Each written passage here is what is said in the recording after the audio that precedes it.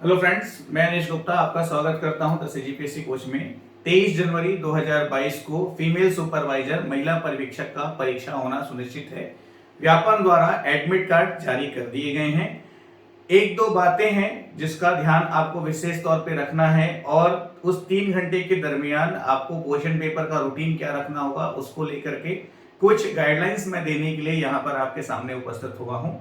तो उसके पहले जो 2-3 डाउट्स मेरे पास आए, एक ही डाउट 2-3 स्टूडेंट्स के द्वारा जो पूछे गए वो मैं थोड़ा क्लियर कर दूं कि इसके पहले जितने भी बार सुपरवाइजर का एग्जाम कंडक्ट हुआ है तो 3 घंटे का क्वेश्चन पेपर रहा। ध्यान दीजिएगा, 3 घंटे का प्रश्न पत्र रहा और 200 प्रश्न पूछे गए हैं। इस बार जो सिलेबस वाला नोटिफिकेशन व्यापम द्वारा दिया गया है उसमें समय तो 3 घंटे ही मेंशन है, लेकिन प्रश्नों की संख्या को 100 प्रश्न बताया हुआ है।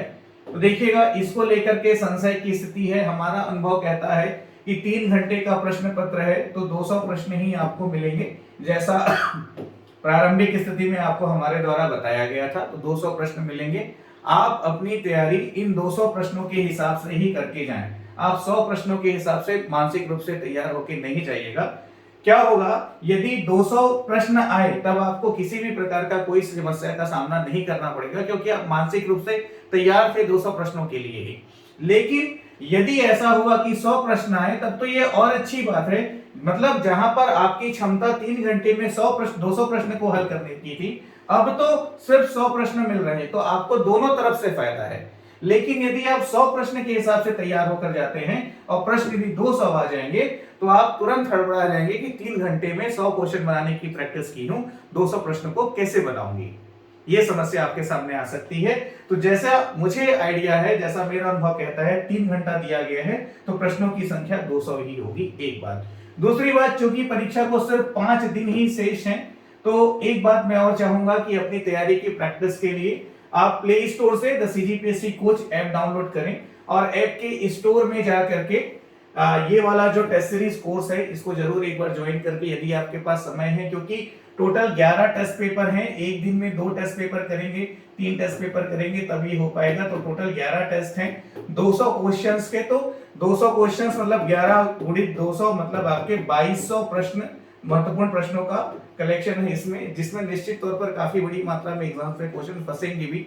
ठीक है, तो इस टेस्ट को ज्वाइन करने के लिए प्ले स्टोर से the CGPSC coach app download करके स्टोर में इस कोर्स को आप देखें, फिर इसके कंटेंट्स में जाएं। कंटेंट्स में आपको टेस्ट सीरीज मिलेगा। ये 11 टेस्ट पेपर हैं और इस क्वेश्चन पेपर का पीडीएफ फॉर्मेट भी दिया हुआ है ताकि आप उसको डाउनलोड करके प्रिंट आउट निकाल के भी प्रैक्टिस कर सकते हैं। तो ये आपकी सुविधा के लिए है। यदि आपको लगता है कि एग्जाम में जाने से पहले एक बार हम टेस्ट सीरीज की प्रैक्टिस कर लें, तब इसको ज्वाइन करें। अब देखिएगा, एग्जामिनेशन हॉल के लिए, एग्जामिनेशन डे के लिए मेरा जो इंस्ट्रक्शन है आप लोगों को, उसके ऊपर हम बात करते हैं, जो कि बहुत ज्यादा आवश्यक है। होता क्या है, नॉर्मली व्यापम की परीक्षाओं में, जैसा हमने आपको पहले भी बताया, इसमें आपके जीएस के पार्ट हैं, मैथमेटिक्स है, हिंदी इंग्लिश है, रीजनिंग है, फिर विभागीय क्षेत्र से भी 40 प्रश्न होंगे। इस तरह से ये डिवाइडेड है। तो आप क्या कीजिएगा, इसमें जो मैथमेटिक्स रीजनिंग वाला जो पार्ट है उसको छोड़ते हुए बाकी सारे पार्ट्स में जो भी आपका स्ट्रॉन्ग है ना भाई, जिसकी तैयारी आपने सबसे ज्यादा अच्छे से कर रखी है, उस क्षेत्र से प्रारंभ करते हुए आपको आगे बढ़ते जाना है। कि पहले आपने जैसे डिपार्टमेंट, जैसे विभागीय प्रश्न जो हैं पहले उसको हल कर लीजिए। क्वेश्चन पेपर को पलट के देखिए विभागीय कहां पर है, तो पहले जो है विभागीय प्रश्न को हल कीजिए, ये बड़ी आसानी से आपसे बनेंगे। इसके बाद जो सामान्य अध्ययन वगैरह वाले जो प्रश्न हैं उसको हल कीजिए। उसके बाद हिंदी अंग्रेजी भाषा के अंतर्गत जो प्रश्न है उसको हल कीजिए, हिंदी भाषा के जो प्रश्न है उसको हल कीजिए।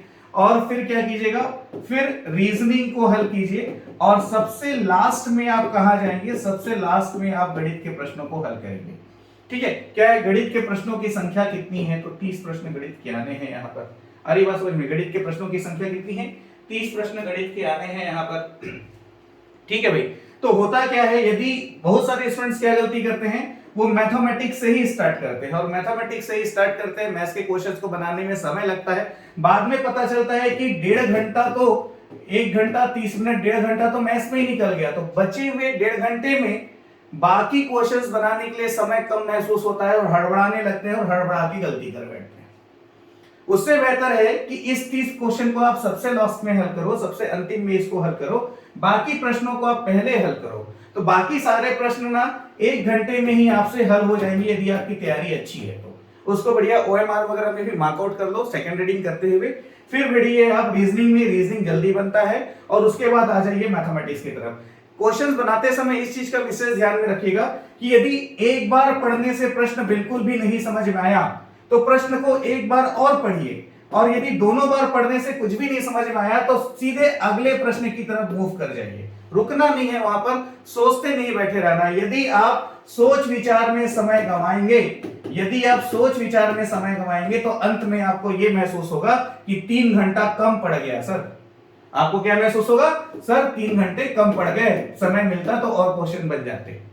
या फिर अधिकतर स्टूडेंट्स क्या करते हैं, मैथमेटिक्स से बनाना स्टार्ट करते हैं, पूरा टाइम यहीं पे लैप्स हो जाता है, ये पूरा क्वेश्चन छूट जाता है। ध्यान दीजिएगा, हर सही उत्तर के लिए आपको अंक उतने ही मिलने हैं।